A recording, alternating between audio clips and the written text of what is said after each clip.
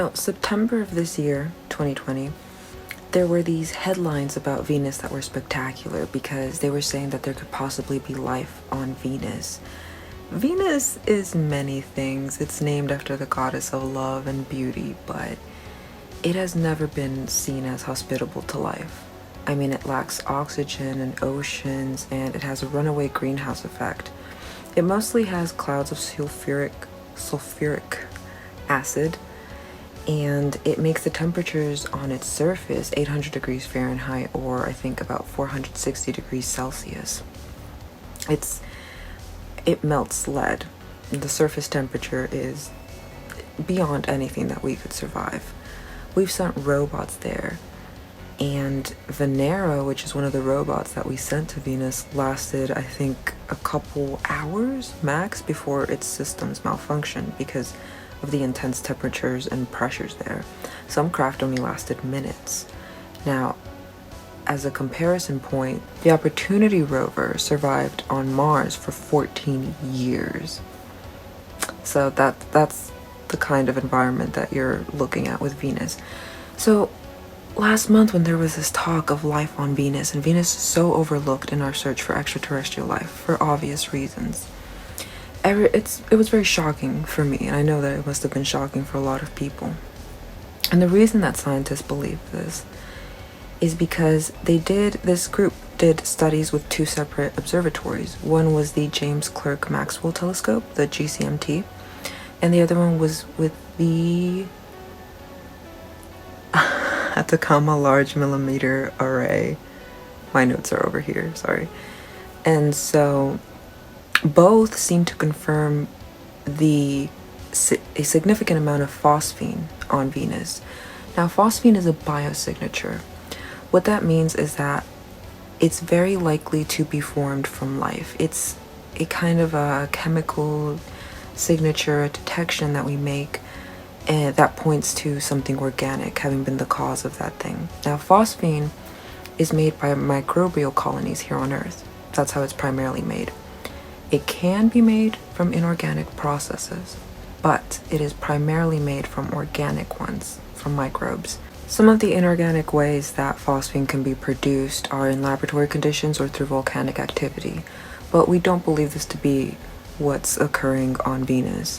The amount of phosphine there was believed to have reached 20 parts per billion, which is a significant amount. Any abiotic process producing phosphine on Venus, researchers believe would have been millions of times too weak to produce those kinds of results. So either there was some kind of abiotic process that we didn't know about, or there was life there, which was a very exciting prospect. Now, Venus is very dry and acidic and unwelcoming, except for about 30 miles up from its surface. At that point, conditions become a little bit more Earth-like, a little bit more temperate. And it's in that region where researchers believe that organisms could exist in droplets that contain sulfuric acid, but also a little bit of water. And we do know that there are extreme organisms here on Earth that can survive in conditions that we would have otherwise thought, are inhospitable. More recently, an independent team decided to reanalyze those phosphine results to see if they were actually there. This is a very important scientific step, in confirming something, is making sure that your results are repeatable no matter who's doing the measurement, no matter who's doing the tests. So they compared data from ALMA and from GCMT, the two original observatories, to data that they already had in regards to Venus's infrared spectrum. The infrared data was gathered over many years, and if phosphine were in fact present on Venus, it should have appeared in that spectrum. However, this reanalyzation showed that only 1 month in the year 2015 showed any kind of significant amounts of phosphine. The average, instead of being the original 20 parts per billion, which is what got everybody excited, was actually 5 parts per billion, which is significantly lower. Now instead, researchers are thinking that this original claim of life on Venus was just, unfortunately and not as excitingly, a misread of the data. The method that the original team used to analyze the data led to some spectral features being exaggerated And so it led to this false result of there being a phosphine spike when there really wasn't.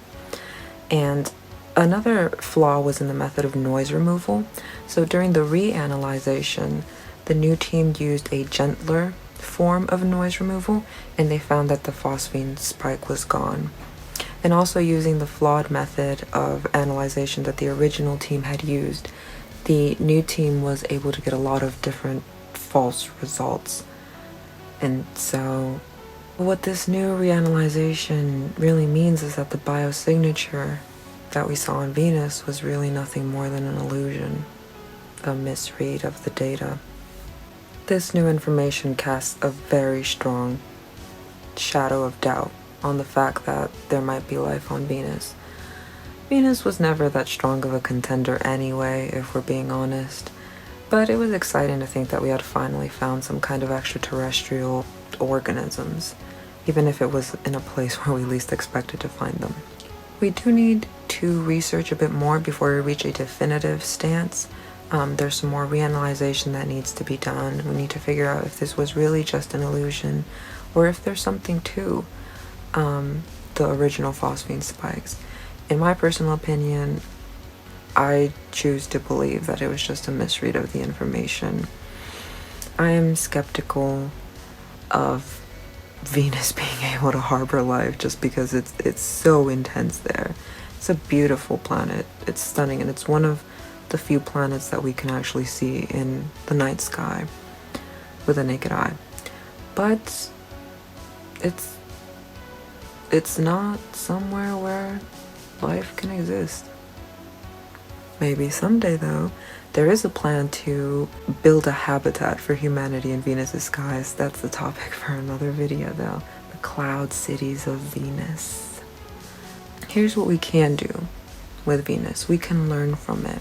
That runaway greenhouse effect is something that could happen here on Earth if we're not careful with our environment and how we treat our planet.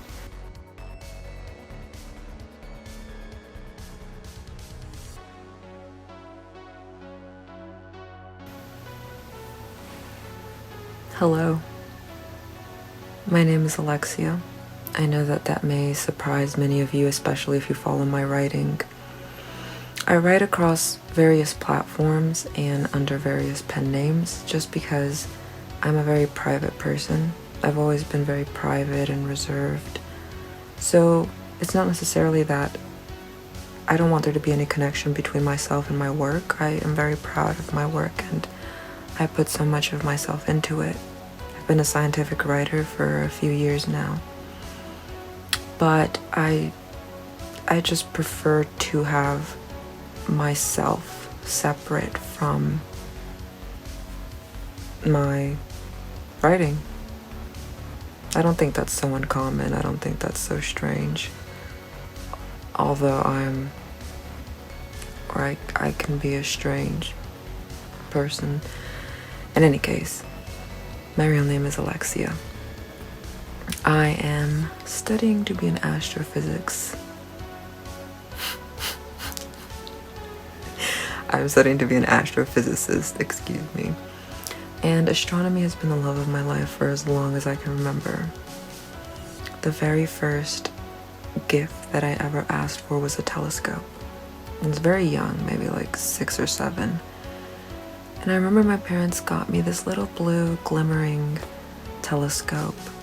And I was never very good at following the constellations or the planets or anything like that.